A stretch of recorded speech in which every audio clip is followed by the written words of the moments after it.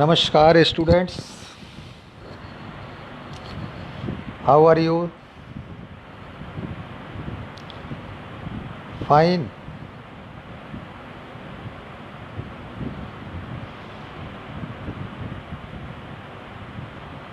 Students,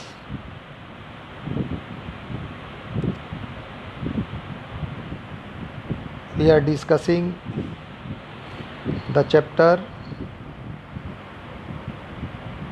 determinant, and the topic we have taken for our discussion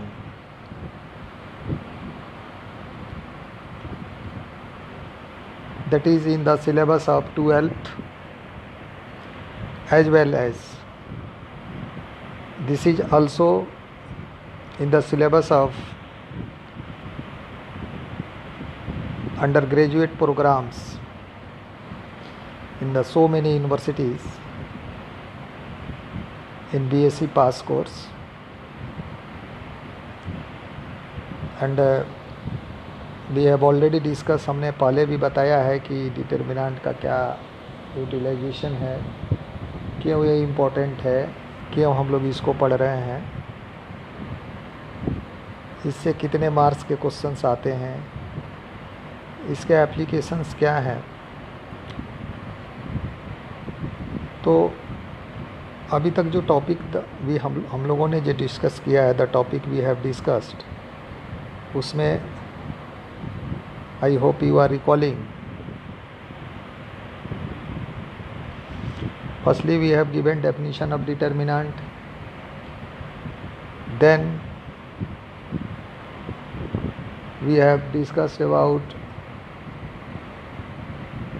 rows and column of a determinant. फिर हमने आपको बताया determinant का order क्या होता है, what is the order of a determinant. After that मैंने आपको बताया how to fix charges on each and every constituent of a determinant. Determinant के सारे जो एलिमेंट्स है उस पर चार्ज कैसे फिक्स करेंगे, ये मैंने बताया. After that we have discussed some importance like how to find cofactor, how to find minors, जो अभी डिस्कस किया है बट अभी उसको निकाला नहीं है. तो आज का जो हमारा टॉपिक ऑफ डिस्कशन है, the topic we are going to discuss today, जो आज हम टॉपिक डिस्कस करेंगे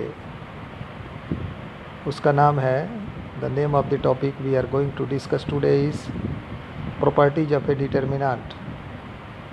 डिटर्मिनेंट के प्रॉपर्टीज़ क्या क्या हैं, what are the properties of a determinant.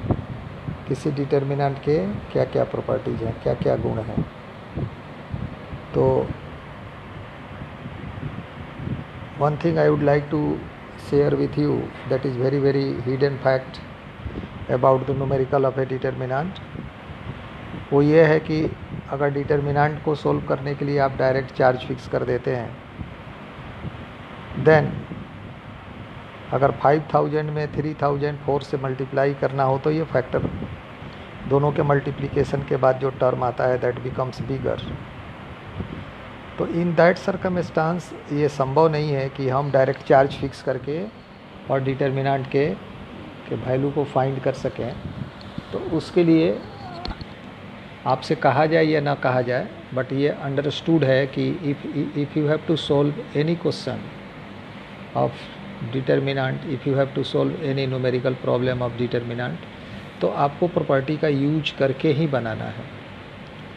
So what are the properties, आप लिखिए P1 फर्स्ट प्रॉपर्टी, डिटर्मिनेंट का first property.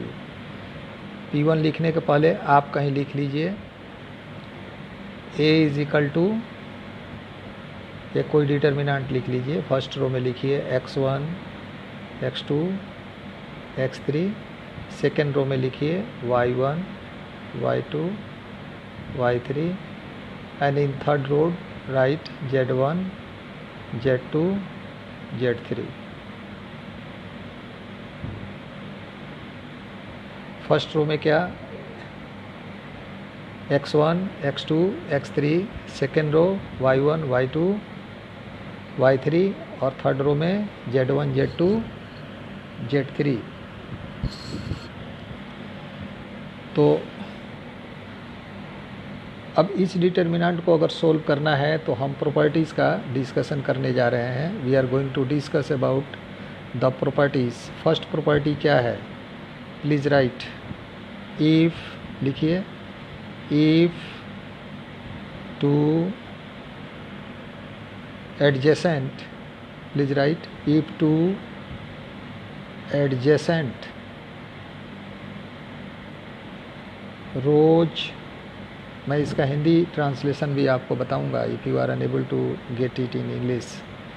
If two adjacent rows और columns of a determinant are interchanged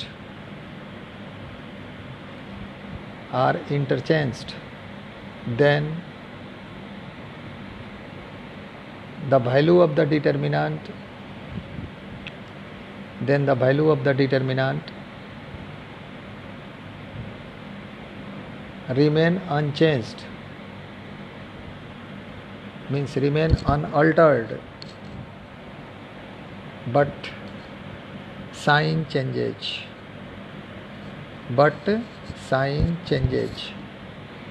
इसका मतलब ये हो गया कि कोई डिटर्मिनेंट है, उसके दो सटे एडजेसेंट का मतलब पड़ोसी अगल बगल के, तो कोई दो सटे रो या कॉलम को अदला बदली कर दिया जाए, इंटरचेंज कर दिए जाए, तो डिटर्मिनेंट का वैल्यू सेम रहेगा बट उसका साइन चेंज हो जाएगा। मीन्स प्लस है तो दैट विल बी माइनस। मतलब आपने लिखा है a is equal to, first column में you have written x1, y1, z1, second column में लिखा है x2, y2, z2, third column में लिखा है x3, y3, z3। अब हम फर्स्ट और सेकेंड कॉलम के एलिमेंट को इंटरचेंज करते हैं।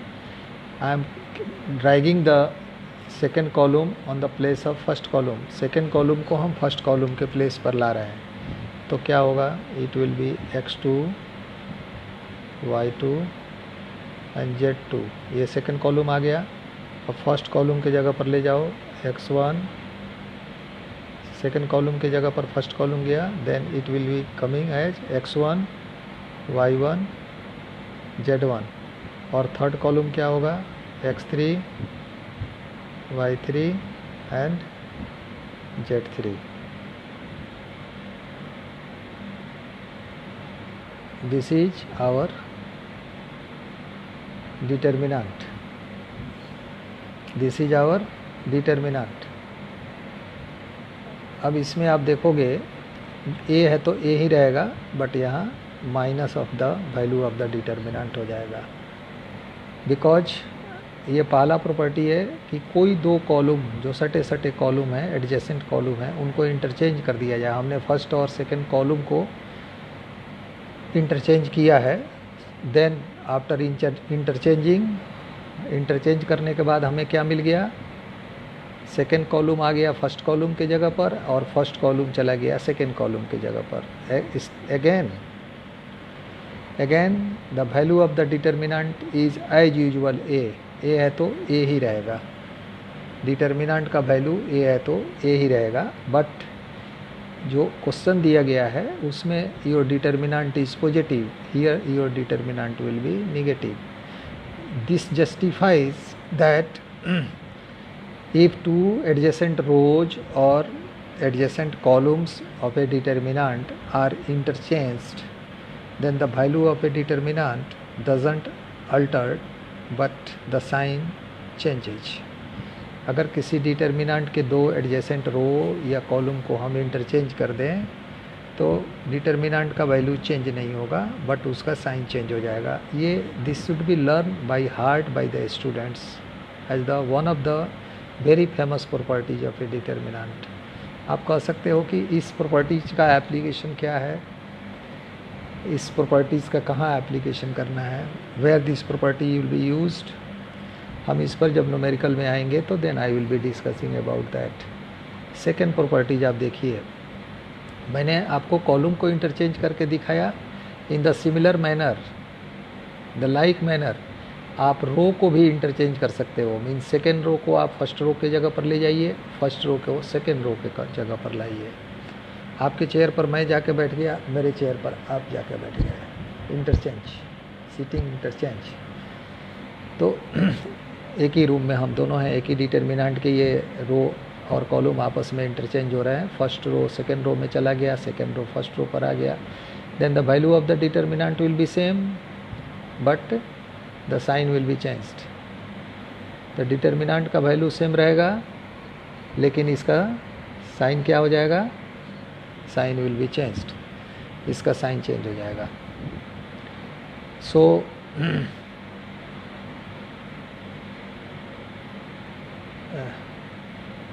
आई होप आप समझ गया फर्स्ट प्रॉपर्टी। अब सेकेंड प्रॉपर्टी लिखिए, please write, if any two rows, if any two rows, ROWS, rows means पंक्तियाँ, if any two rose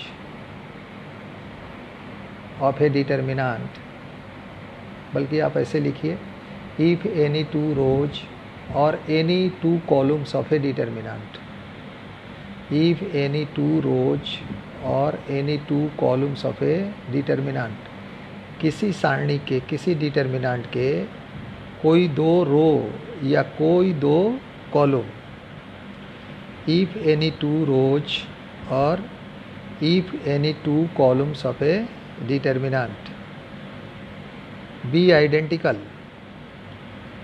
B identical, अगर ये बराबर हो then the value of the determinant diminishes, DIMINISHES,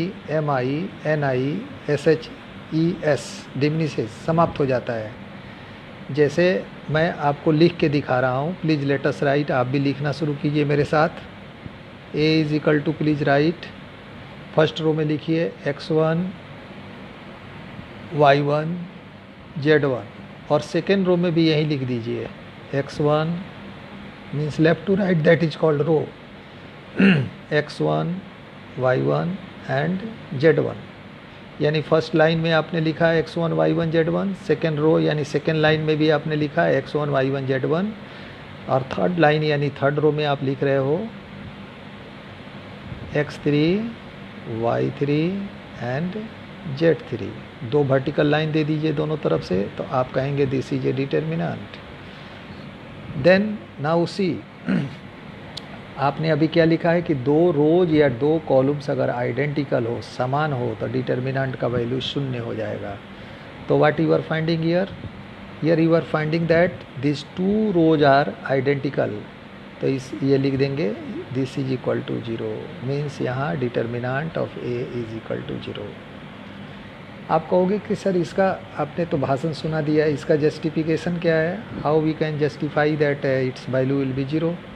बहुत आसान है, आप इस पर चार्ज फिक्स कर दीजिए x1 पर, y1 पर, z1 पर, और चार्ज फिक्स करके इसको तोड़ दीजिए एंड सिंप्लीफाई कीजिए, पूरा कैंसिल होकर 0 हो जाएगा। I can't show you on the Facebook, मैं इसको आपको दिखा नहीं सकता अभी, आप ही जिस मोड में मैं आपको क्लास ले रहा हूँ, बट मैं आपको कह रहा हूँ कि अगर आपके पास कागज़ पेन है, if you have pen and papers, then you should start doing. x1 पर प्लस, y1 पर माइनस एंड z1 पर प्लस चार्ज दीजिए एंड देन इसको सिंप्लीफाई करिए as it is broken in the different 3 parts of a determinant, then its value will be 0। This is the second, ये इसमें second property का ये हुआ कि आपका दो रो इसमें बराबर हो गया। इसी को अगर मान लो हम यहाँ एक दूसरा example, I am giving another example b and I am writing here as first column a1 b1 and c1, small a1 small b1 small c1। Second column again ऊपर से नीचे जो आते हैं that is column, means left to right नहीं, top to bottom. Top to bottom क्या आया, a1 b1 c1। Again second row में, सेकेंड कॉलम में A1 B1 C1 and third column में ऊपर से नीचे आएंगे तो क्या होगा, A3 B3 and C3. Now you see what you will find. इसके दो कॉलम आपस में बराबर हैं. Two columns are identical. First column और second column means C1 is equal to C2. So its value will be 0. तो इसका value क्या होगा, 0 होगा. Then its value will be 0. तो इसका वैल्यू 0 हो जाएगा. So students, you have seen here that the second property that is saying you that if either two rows or either two columns are identical, then the value of a determinant is 0. आपने ये देख लिया. Let us see third property. P3 let us write. Third property of a determinant. Let us take capital A is equal to, as usual जो आपने पहले शुरू में लिया था डिटर्मिनेंट, उसी को लिखिए. A is equal to first row में x1 x2 x3, then y1 y2 y3, then z1 z2 and z3. This is the given determinant. Now we are going to multiply you can say, suppose ये जो first row है इसमें जो x1 x2 x3 है, इसमें हम k से multiply कर देते हैं. Means k x1 k x2 k x3. Means first row के प्रत्येक एलिमेंट में एक खास क्वांटिटी से, एक खास संख्या से you are multiplying by a certain digit in each and every constituent of first row. प्रत्येक जो एलिमेंट है, अवयव है, उसमें आप एक सर्टेन क्वांटिटी k से आपने मल्टीप्लाई कर दिया. तो x1 x2 x3 क्या हो गया, k x1 k x2 k x3. And second और थर्ड रो को आप एज यूजुअल लिख दीजिए. Please write y1 y2 y3 z1 z2 and z3. This is your suppose this is your determinant, given determinant. अब यहाँ पर एक चीज़ आपको सीखना है. The thing you have to learn here, since you are preparing for your UG or your IIT, JEE or even your junior level mathematics under +2 or +2. So आपको सीखना है कि अगर किसी एक रो के प्रत्येक एलिमेंट में या किसी एक कॉलम के प्रत्येक एलिमेंट में किसी एक सर्टेन क्वांटिटी से मल्टीप्लाई किया गया हो, तो it is possible to take it as common, take it out from the determinant. Determinant से हम इसको बाहर निकालेंगे तो ये कॉमन हो जाएगा. तो k को हमने बाहर निकाल दिया और इस k से जो बाहर निकला इससे पूरे डिटर्मिनेंट में मल्टीप्लाई हो जाएगा. Then finally your determinant will be what, के बाहर निकल गया तो फर्स्ट कॉलम रो क्या हो गया, x1 x2 x3. Second row is y1 y2 y3.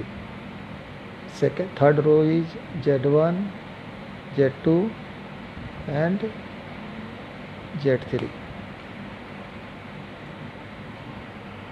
First row is what, first row से आपने क्या कॉमन कर लिया, k सब में से k निकाल दिया तो k से पूरे डिटर्मिनेंट में मल्टीप्लाई हो गया. तो पूरे डिटर्मिनेंट में मल्टीप्लाई हो गया तो क्या हो गया, k into this determinant has been multiplied by k. तो k into x1 x2 x3 y1 y2 y3 z1 z2 z3.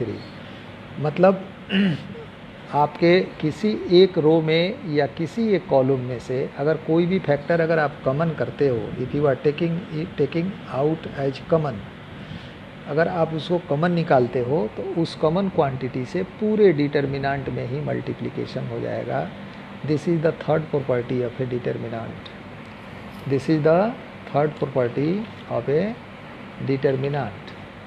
Now the next one, that is also one of the very famous property of the determinant, is P4.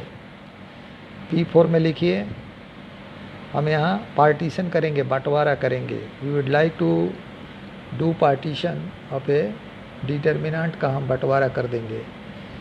ऐसे society में composite जो form है, एक साथ सब रहते हैं, certain period के बाद पार्टीशन होता है. वैसे we are going to see here how to do partition of the elements of a determinant. हमने यहाँ लिख दिया a इज इक्वल टू, और लिख दिया x1 plus k, x1 plus k1, x2 plus k2. हम कॉलम के रूप में लिख रहे हैं ऊपर से नीचे, x1 plus k1, x2 plus k2, x3 plus k3. First column. Second column लिखिए y1, y2, y3, and third column is z1, z2 and z3.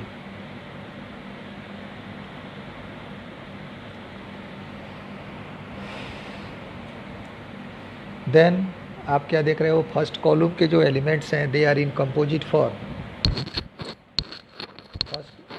First column के जो एलिमेंट हैं, the elements which are in composite form, first column के जो elements हैं they are in composite form. Means x1 plus के, x2 plus k2, x1 plus k1. First column में आपने क्या लिखा, x1 प्लस k1. सेकेंड का एलिमेंट लिखा x2 प्लस k2, फिर x3 plus k3. And second column में क्या लिखा, y1, y2, y3 and z1, z2, z3. Then आप क्या पाओगे इसमें, देखो हम जो फर्स्ट कॉलम में जो कंपोजिट है इसको दो पार्ट में we are going to divide.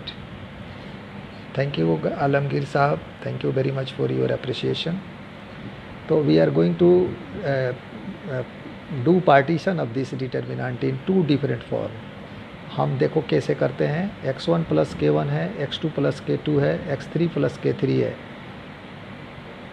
आप इसको इस तरह से समझिए भाई, ये लाइव एग्जांपल, एक प्रैक्टिकल एग्जांपल कि ये क्या है ना, ये सब जो भाई बंधु जो साथ में हैं इनका अलग अलग बंटवारा होगा, लेकिन इनके जो घर के जो छोटे छोटे बच्चे हैं, इनके घर के जो बड़े बुजुर्ग हैं, ये तो दोनों तरफ ही हैं, इनके लिए कोई पार्टीशन नहीं है. ये इधर भी हैं, ये उधर भी हैं, they are common in between both. आप देखेंगे कैसे, मैं x1 k1 को क्या कर रहा हूँ, I am writing here as x1, फिर दूसरे वाले से k2 को छोड़ देता हूँ, लिखता हूँ x2, तीसरे वाले को I am writing here as x3. फिर अब मैंने k1, k2, k3 को छोड़ दिया, अब मैं लिख रहा हूँ y1, y2, y3, the second column. And the third column I am writing the same, z1, z2 and z3. ये इस तरह से हो गया. बीच में प्लस का साइन है, आप प्लस का साइन दे दीजिए. नाउ आपने x1 को k1 से तोड़ दिया, मतलब प्लस जो साइन था अब डिटर्मिनेंट के बाहर दे दिया. अब you are creating next another determinant. उसमें अब स्टार्ट कहाँ से करोगे, x1 प्लस k1 था, x2 प्लस k2 था, x3 प्लस k3 था. तो x1, x2, x3 तो फर्स्ट डिटर्मिनेंट में आ गया, बाकी के एलिमेंट एज इट इज आ गए. अब जो प्लस वाले पार्ट थे वहाँ से अब शुरू करेंगे. मतलब फर्स्ट कॉलम में क्या होगा, it will B k1, k2 and k3. फिर y1 plus y2 plus y3, फिर z1 plus z2 plus z3.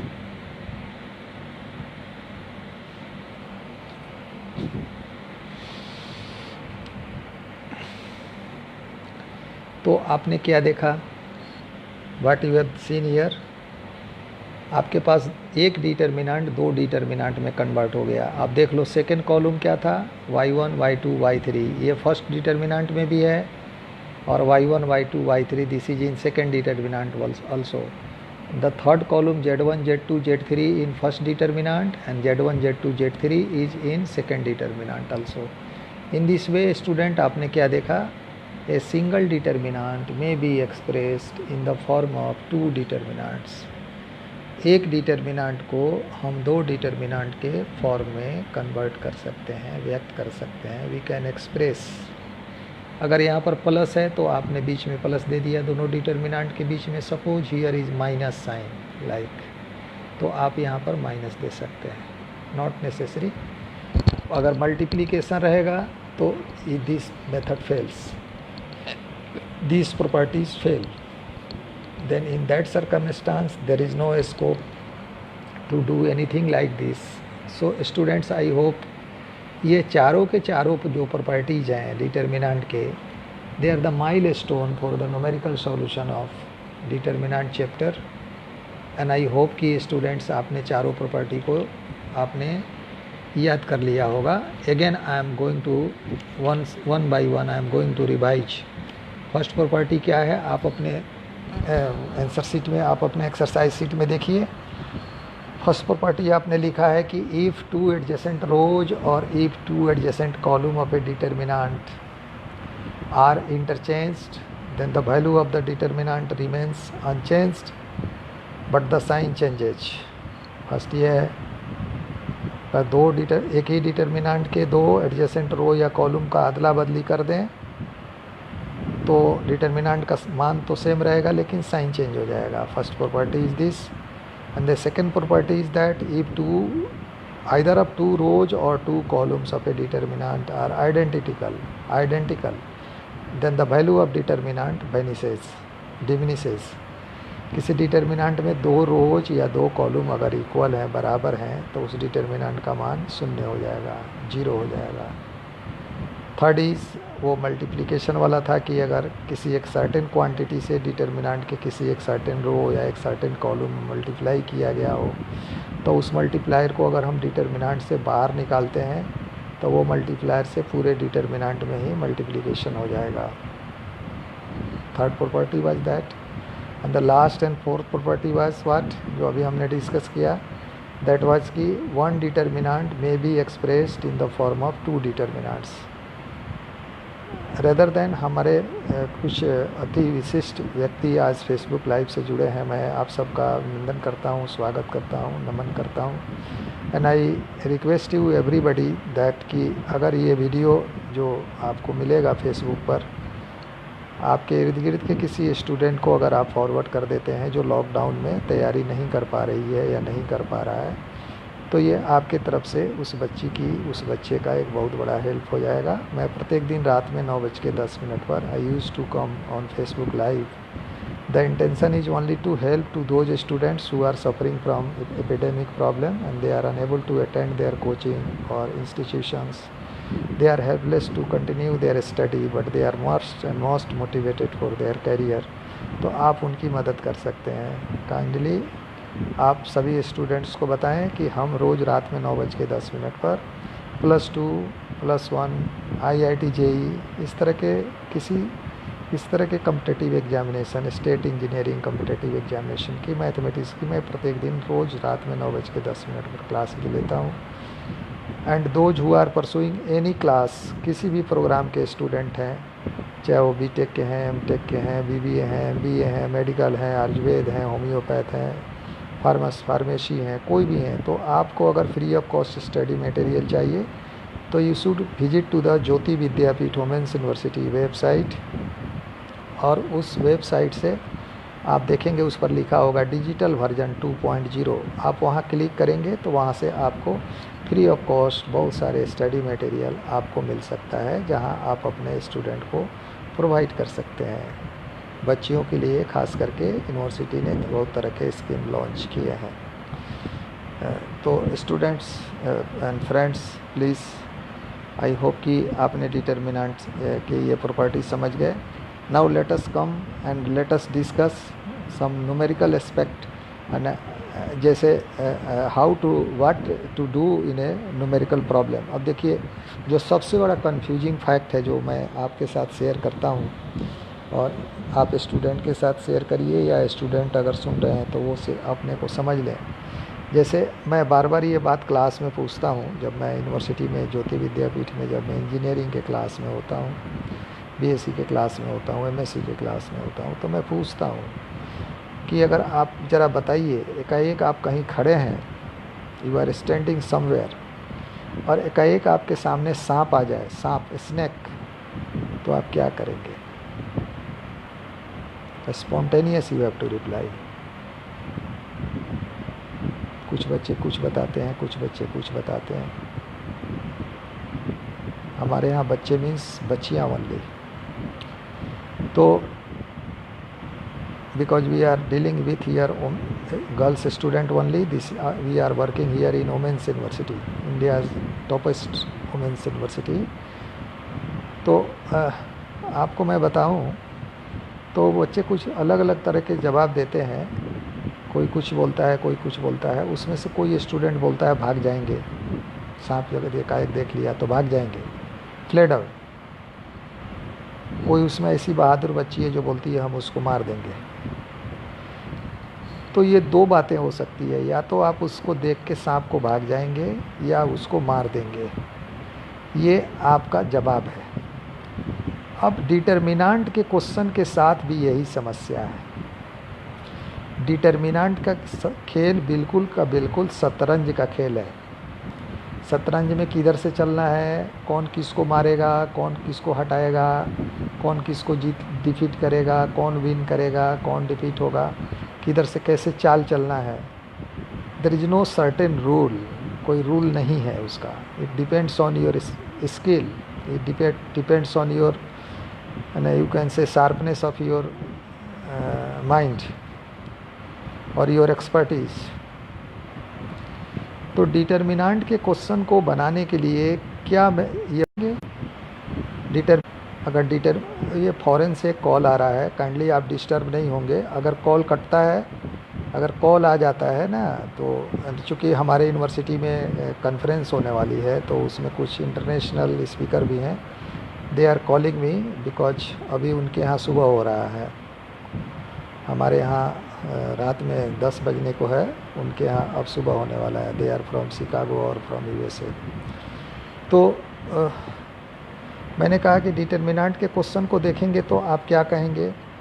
एकाएक किसी भी कोई भी डिटर्मिनेंट का क्वेश्चन हो, मिस्टर एक्स अथर का हो, वाई अथर के बुक का हो, जेड अथर के बुक का हो, आईआईटी के बुक का हो, जेई के बुक, किसी भी राइटर के बुक का डिटर्मिनेंट का कोई भी क्वेश्चन अगर आप देख लेते हैं एज ए स्टूडेंट, तो आपके दिमाग में रैंडमली क्या आना चाहिए? दिस इज़ माय क्वेश्चन कि आपको उसमें क्या करना है।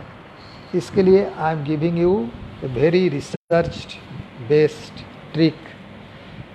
मैंने खुद का रिसर्च किया हुआ, मैं आपको एक ट्रिक सिखाता हूँ, आप लिख लीजिए। इसमें आप करेंगे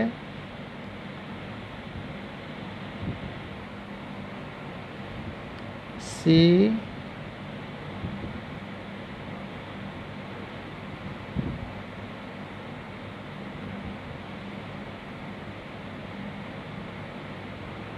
jet, you remember 2 word C jet. कहोगे ये सी जेट का कौन रिसर्च है भैया? What is C jet? इस सी जेट का मतलब होता है, you should write the full form of C jet. C means commonable और जेड मीन्स जीरो। यहाँ पर भी आपको डिटर्मिनेंट के किसी भी क्वेश्चन को देख के दो ही काम करना है। आपको दिमाग लगाना है कैसे ज़्यादा से ज़्यादा एलिमेंट को कॉमन करके बाहर निकालें, how to do maximum elements, how to convert maximum element as commonable element. हम किसको किस में जोड़ें, किसको किस में घटाएं, हम ऐसा क्या करें। देखिए वो उनका फिर फ़ोन आ रहा है, because he doesn't know that I am in the class and I am getting disturbed, no problem. तो हम ज़्यादा से ज़्यादा ऐसा करेंगे, कोई ऐसा अप्रोच अडॉप्ट करेंगे कि ज़्यादा से ज़्यादा एलिमेंट कॉमन हो जाए, या मैक्सिमम एलिमेंट्स में भी जीरो। उसके अंदर के अगर 9 एलिमेंट है तो 2 एलिमेंट्स 0 हो जाए, 3 एलिमेंट्स 0 हो जाए, 1 एलिमेंट 0 हो जाए। इसके लिए what we should do, what we can do, इसके लिए we have to apply the methodology, we have to apply the methodology. So students, I suggest you that if you are facing any numerical problem related to determinant, then just recall the term CZ. CZ means your target is to maximum constituent of the determinant as commonable factor, or try to convert the maximum constituent of the determinant as 0. So ये मैंने आपको एक trick दिया, तो आप देखेंगे कि whenever I will be doing any numerical problem of determinant, I will be adopting this methodology, I will be adopting this trick, that my target from the beginning is to proceed in these two directions, either to make maximum constituent of the determinant 0, or to make maximum elements commonable. For that you are free to do any exercise. किसी को किसी में जोड़ सकते हो, किसी रो के किसी एलिमेंट में जोड़ सकते हो, किसी में किसी से घटा सकते हो, किसी को किसी में गुना कर सकते हो, किसी में किसी से भाग कर सकते हो. You are free to do these all independent exercise within the domain of the determinant, but the target is already defined by you, that you have to get these two facts. Either you have to do maximum terms of the given determinant as 0, or you have to convert the given determinant as the sum factors of the determinant as the commonable one. So student, I hope that कि आपने मेरी बात को समझा है, और आज मैं आपके बीच में सिर्फ डिटर्मिनेंट के थ्योरेटिकल पोर्शन को डिस्कस किया है. Tomorrow I will be discussing the next theoretical portion, that is Cramer's rule, कि क्रेमर्स के रूल से हम डिटर्मिनेंट को कैसे सॉल्व करते हैं, how the consistence, what is consistency, what is non consistency of the equation, how it will be checked with the help of determinant, and what is the Cramer's rule, and by the help of Cramer's rule it is possible to solve the linear simultaneous equations given. तो students, आज सिर्फ इतना ही. आपने मुझे सुना, इस class में enjoy किया, थैंक यू वेरी मच. कल मिलेंगे फिर रात में 9:10 पर. तब तक के लिए नमस्कार, शुभ रात्रि, गुड नाइट, जय हिंद.